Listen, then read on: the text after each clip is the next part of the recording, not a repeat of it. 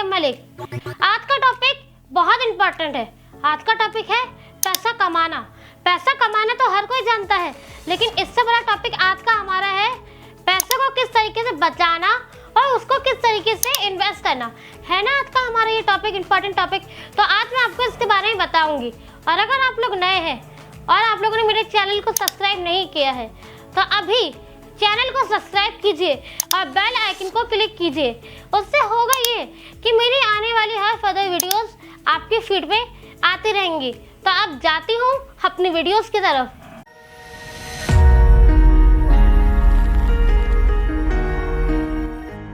पैसा कमाना तो हर कोई जानता है, लेकिन पैसे को किस तरह से बचाना और इन्वेस्ट करना ये कोई नहीं जानता है। आपके बचपन की जो भी एजुकेशन थी या जो भी कंडीशनिंग थी फैमिली मेंबर्स के साथ, तो उसमें सबसे ज़्यादा आपको क्या सिखाया गया है? पैसा कमाना, पैसे को बचाओ और इन्वेस्ट करो, वो कोई नहीं सिखाता। यहाँ तक कि इसके लिए ना ही कोई कॉलेज है, ना ही कोई स्कूल्स है, ना ही कोई यूनिवर्सिटी है। मैंने एक दफ़ा यही बात बोली थी अपने वो वीडियोस में 7 simple tips for money management में, तो उसमें मैंने आपको यही सब बताया था। अगर नहीं देखी हो तो देखिए, फिर इस वीडियो को देखिए। पैसे को इन्वेस्ट करना और उसको बचाने का मैं आपको बताती हूँ कि आपकी इनकम हो 50,000 रुपये, लेकिन आपके खर्चे क्या हो 55,000 वाले, तो फिर क्या करेंगे? हाँ, लेकिन एक तरीके से आप मैनेज कर सकते हैं। वो इस तरीके से कि अगर आप लोगों ने स्मार्टली पैसे को इन्वेस्ट करना सीख लिया, तो अब स्मार्टली पैसे को इन्वेस्ट कैसे करते हैं? आपकी उम्र हो कोई ऐसी एज में कहते हैं this around 25 years, 30 years, 35 years. ये मैं उन लोगों के लिए नहीं कह रही हूँ जिनकी उम्र 30 साल, 25 साल, 35 साल है, वो लोग भी करें। लेकिन जो लोग मेरी वीडियो देख रहे हैं जिनकी उम्र 18 साल, 19 साल, 20 साल है, वो सब भी पैसे को स्मार्टली इन्वेस्ट करें। आप लोग 2-3 हज़ार रुपये तो रखते हैं ना, अपने पैसे इन्वेस्ट करते हैं ना 2-3 हज़ार रुपये, तो आप उसको इन्वेस्ट कीजिए। आज ये पैसे हज़ारों में हैं, फिर लाखों में, फिर लाखों से सीधा करोड़ों में हो जाएंगे। हज़ारों से सीधा करोड़ों में पैसा जा सकता है। चलो, ये तो बात मैंने आपको बता दी कि स्मार्टली इन्वेस्ट करना है। अब पैसे को बचाना और इन्वेस्ट करना के लिए लोग क्या करते हैं, ये तो समझ आता है कि सब्जी वाले से लड़ लो और ऑटो वाले को बोलो कि भाई यहाँ का किराया 200 नहीं 150 है, मैं 200 रुपये नहीं दूंगी, 150 दूंगी, तो बचा लो 50 रुपये। मैं 10, 20, 30, 40, 50 इनकी बात नहीं कर रही हूँ, मैं बड़ी बड़ी डील्स की बात कर रही हूँ जो आप लोगों के साथ करते हैं। अब बड़ी डील्स में क्या होता है कि लोग गलत बेवकूफ़ों वाले स्टेप उठाते हैं। क्या, अरे इतना पैसा जोड़ लो उतना मिलेगा, अरे ये कर लो, ये गिरवी रख लो, वो गिरवी रख लो। क्या ज़रूरत पड़ी है आपको ये सब करने की? बेवकूफ़ों वाले काम करते हैं। एक और गलती पता है लोग क्या करते हैं? वो कहते हैं इंश्योरेंस। आप सब में से इंश्योरेंस किस किसने कराई है और कौन कौन सी कराई है? चलिए मैं बताती हूँ। एंडोमेंट, टर्म एंड हेल्थ कौन सी करवाई है? तो पहले तो मैं आती हूँ एंडोमेंट इंश्योरेंस के बारे में। एंडोमेंट इंश्योरेंस में ये होता है कि अगर आपने उसका प्रीमियम आपने 20,000 रुपीज़ भरना शुरू किए, तो उसके बदले में, या आपने 30,000 भरना शुरू किए, तो उसके बदले में आपको अगले 20 साल बाद आपको 20 लाख या 30 लाख रुपए मिलेंगे। लोग ऐसा कहते हैं, लेकिन इंश्योरेंस इसको नहीं कहते। बेवकूफ़ों वाली बात है, इडियट लोग होते हैं ऐसे। तो अब इंश्योरेंस कहते हैं किसको है? बेसिक सी बात बोलने आई हूँ मैं।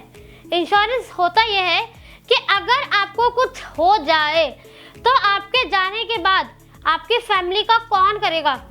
फॉर एग्जाम्पल, आपकी इनकम हो 50,000 रुपये और आप अपने घर में एक ही अर्निंग मेंबर हो और आपने 50,000 रुपये आपकी सैलरी है और अचानक आपको कुछ हो जाए और आपने 20 लाख की इंश्योरेंस कराई हो। अब 20 लाख में से 7% हम काटते हैं, 7% हम काट लेते हैं। अब 7% आपने काटा और काटने के बाद कितना हो गया? 1,20,000 रुपये। अब 1,20,000 को 12 मंथ में कर दो, अब पर मंथ आपको मिलेगा 12,000 रुपीज़, तो हो गए ना पूरे ईयर के 1,20,000 रुपये। अब 1,20,000 से क्या होगा?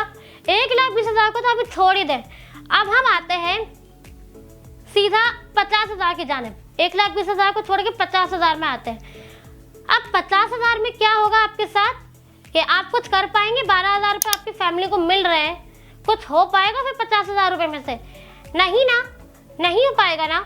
तो क्यों करवाते हैं आप लोग? बस लालच। तो अब मैं बात करती हूँ टर्म इंश्योरेंस के बारे में।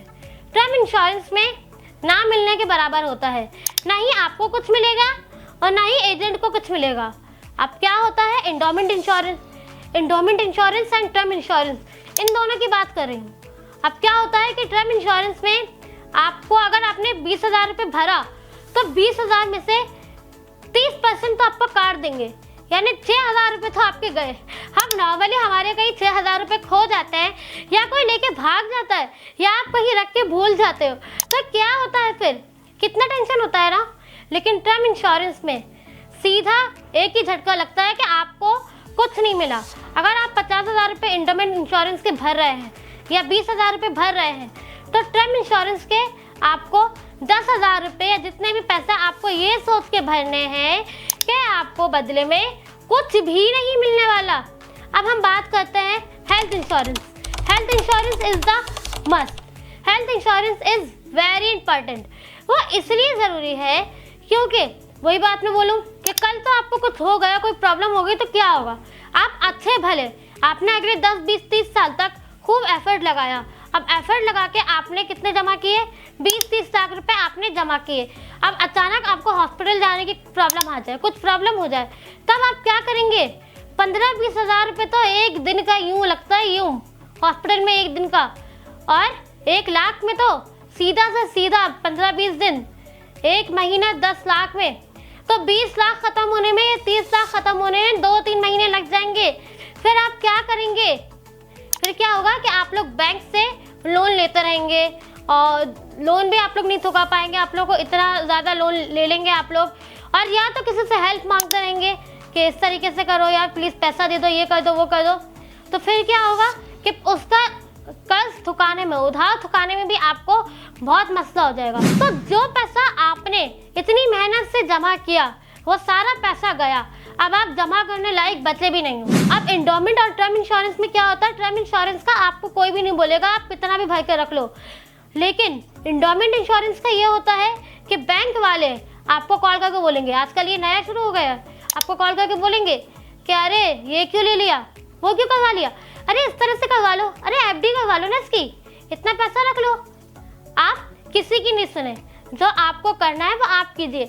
मैं इंश्योरेंस के खिलाफ नहीं हूँ, लेकिन मैं बस सिर्फ इतना कह रही हूँ कि बदले में उतना मिलेगा, इतना मिलेगा, ये सोचने के बजाय आप लोग ये सोचिए कि कल तो अगर आपको कुछ हो गया तो आप क्या करेंगे। कल तो अगर मुझे कुछ होगा तो इसलिए मैं अपनी फैमिली के लिए इंश्योरेंस ज़रूर करवाऊँगी।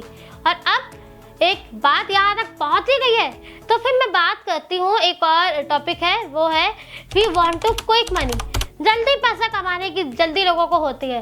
वो क्या कि किसी ने आपको बोला कि अरे तुम 50,000 रुपये दे दो, बदले में तुमको 1 लाख मिलेगा, आप कर लेते हैं। ऐसी स्कीम्स आजकल बहुत।